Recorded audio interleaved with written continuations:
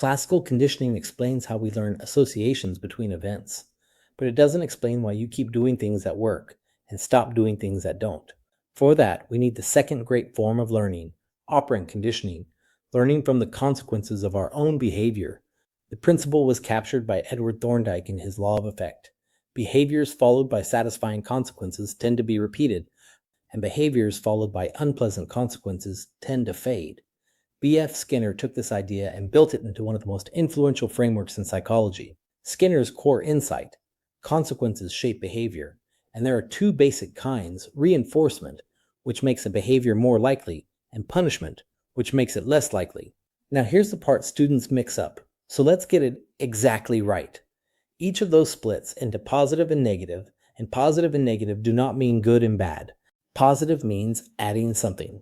Negative means removing something. So positive reinforcement is adding something pleasant to increase a behavior: praise, a treat, a paycheck. Negative reinforcement is removing something unpleasant to increase a behavior: taking a painkiller to end a headache, fastening your seatbelt to stop the annoying beep.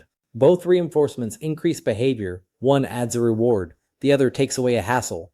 Punishment works the same way in reverse. Positive punishment adds something unpleasant to decrease a behavior: a fine, a scolding. Negative punishment removes something pleasant to decrease a behavior: taking away a teenager's phone. The whole system in one sentence: reinforcement strengthens, punishment weakens. Positive adds, negative subtracts. A word of caution about punishment, because the research is clear and useful.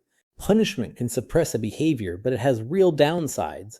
It teaches what not to do without teaching what to do instead. It can breed fear and resentment, and its effects often fade when the punisher isn't watching. Reinforcing the desired behavior is generally far more effective than punishing the unwanted one. This is why good teaching, good parenting, and good management lean on catching people doing things right.